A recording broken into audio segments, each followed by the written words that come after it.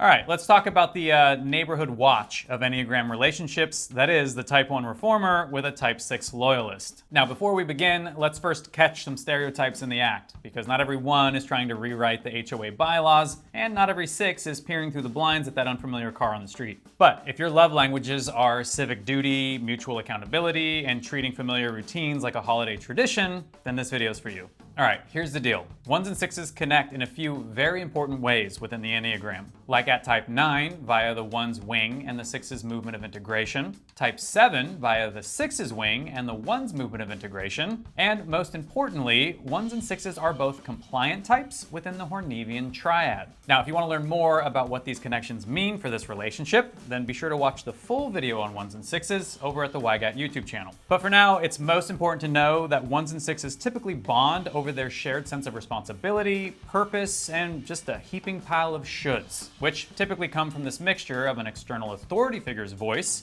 and the voice of their own conscience. Now, the 1 is typically far more committed to their own internal guidance system than the 6, which can cause some conflict between the 1's personal convictions and the 6's commitment to the people or places that provide them a sense of security and direction. Essentially, 1s are far more willing to stand alone than the 6, who would much prefer to stand together. And that difference can either inspire the 6 to be more courageous and the 1 to be more collaborative, or create a massive debate over which is more important, your integrity or your loyalty. However, when this couple is healthy and connected, their mutually dutiful perspectives can make them into a pillar of faithful service to their entire community of friends, family, and strangers alike.